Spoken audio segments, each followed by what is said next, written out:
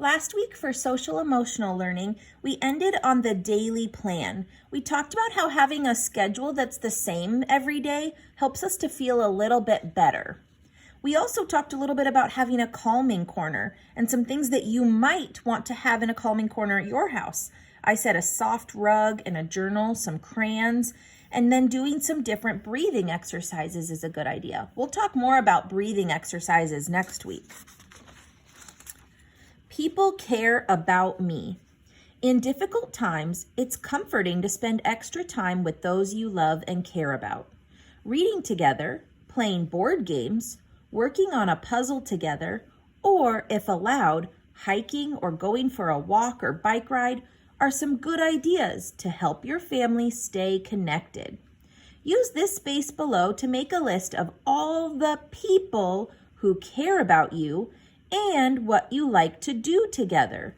You might be surprised at how many people there are. Who are some people who care? And what do you do with those people? My mom cares about me. My dad cares about me. My sister cares about me. Can I think of a few more? And what do I like to do with these people? I've always loved to go on bike rides with my dad.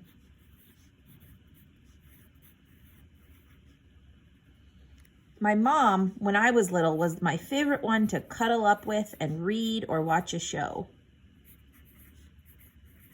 Cuddle to read, and I'll put or, and I can fit TV in there. What do I like to do with my sister that helps me feel like I'm cared about? And who are some other people? Page 9, the helpers who keep me safe. It's important for you to know that many caring and courageous heroes are working hard to keep you healthy and safe. When there are emergencies, people always come together to help one another, especially the kids, and that's a good thing for you to know. Some of the people who are working hard to keep you and your family healthy are all the grown-ups in your life who are protecting you, teachers and principals, bus drivers, men and women serving in the National Guard, even people from other countries, healthcare workers, including doctors, nurses, and others, scientists, people who work at our grocery stores, emergency responders like firefighters and police officers. Here, they're written down here. Pharmacists, they give you medicine. Public workers who keep our cities clean. Truck drivers who bring us food and medical supplies. The president, governor, mayor, and leaders of other government agencies. There are many helpers all around you. Can you think of any others? Write down some people who are helpful for you. Let those feelings out. Remember when we talked about expressing your feelings? Here are some good ways for you to let your feelings out. Circle some of the ones that work best for you and add other ideas. Do you like to draw a picture of how you're feeling? Do you like to laugh out loud? Laughing always makes me feel better. Do you like to talk to someone who cares about you? Do you like to make a feelings collage from magazines, cutting out pictures that show people feeling different ways? Do you like to have a good cry when you need to? Sometimes that's important. Do you like to help others in need? That's a good way to help yourself too. Do you like to find a quiet place to meditate? Think calming thoughts. Ooh, I definitely like to find a quiet place to breathe. Send positive thoughts about those who have been affected.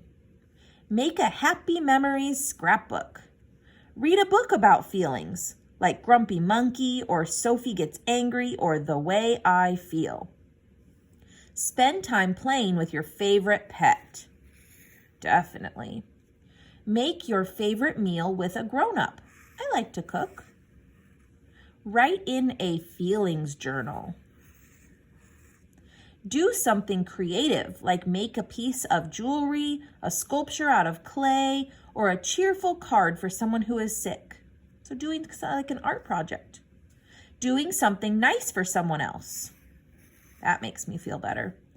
Dance while listening to your favorite music. Very fun. What are some other ways that you can express your feelings? Sometimes it's annoying. If you're like most kids, there might be times when you feel frustrated or even angry because you aren't able to be with your friends or do things you would like to do. It's natural to feel this way when everything around you seems upside down. It's important to find healthy ways to express your angry feelings. Here are some things you can do to help you manage those really big feelings. At home, I tell my kids, it's okay to be angry, but it's not okay to... And then we think about the things that we don't want to do, and we make a list of things we like to do. You could get some exercise. It's the #1 stress buster. You could watch a funny movie. You could take slow, deep breaths and then exhale slowly. Several times helps us calm down. You could count from 1 to 10 or even from 10 down to 1. You could call or video chat your friends to share how you feel.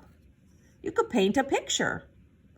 If you're allowed, you could run around outside and let off some steam. That's kind of like getting exercise. You could plan to have some future fun. Decide what you'd like to do when we are able to get together with your friends again. Maybe your family's going to go on a vacation. Maybe you're going to have some friends over for a sleepover once we can do that again. Do some stretches or yoga poses. You can make up your own, like making an animal, or even just pretend to reach for the stars. I love to do that. Look at this. I like all these ways. Write a letter to yourself about why you're feeling frustrated. Yell into your pillow. Sometimes that's a good way to let out some steam. Listen to loud music while stomping around. Pound on some Play-Doh or play clay. Talk to a caring grown-up about why you're angry. Explain why. They might be able to help you. Close your eyes and imagine you're in one of your favorite places. And what are some other ideas? When you're feeling angry, take a deep breath and count to 10. And before you know it, you will feel better again. Remember, all feelings are okay, but it's never okay to hurt yourself or others to feel better. Same and different. Remember when we talked about change? Some changes are easy, but some are harder. Maybe you just moved. Maybe you're going to a new school this year. Maybe your family members are living in different places. Those can be really big changes for everyone. If you are going through a big change, you may use the chart below to talk about your big change and then fill in the chart. What are some things that will change with coronavirus happening? And what are some things that will stay the same? Soon we'll get to come back to school. But some things that will change is that we'll be wearing masks and staying 6 feet apart. Masks and 6 feet apart. That's a big change. Every ending brings a new beginning, and good memories last forever. Looking forward. Many people are upset about the changes caused by the coronavirus. But with all of us working together, in time, things will settle down and get back to a new normal again. In times like this, it's really helpful to make plans to look forward into the future. List or draw some of the things you would like to do with your family and friends once things get back to normal. Maybe your birthday happened during our coronavirus shutdowns. Maybe you want to get together and still celebrate later. Or that vacation I was talking about that you didn't get to go on, maybe you'll get to do that soon. Our last page today says, take your feelings temperature. Scientists and doctors are hard at work to figure out the coronavirus and how to keep us all safe and healthy. In the not too distant future, that means soon, you'll be able to go back to school, play sports, and hang out with your friends. The parks are places of worship, that's church. Libraries, stores, and restaurants are all opening, and you'll be able to do things you enjoy. It just might look a little different. Your family loves and cares about you. They will always do their best to keep you safe and healthy. The best thing you can do to help during this time of uncertainty is to take good care of yourself, because there's just one you. Taking care of yourself includes checking in on your emotions or feelings. Use this feelings thermometer to keep track of your moods, and be sure to let the people who care about you know how you're doing. Are you frustrated, angry, afraid, excited, happy, proud, worried, sad, lonely, loving, content, calm? Think about how you're feeling. That might change in just a few minutes, in a day, in a week. Our feelings change all the time. But if it's a feeling that's not comfortable, make sure to let people who care about you know how you're doing. Congratulations! You finished your First Aid for Feelings workbook.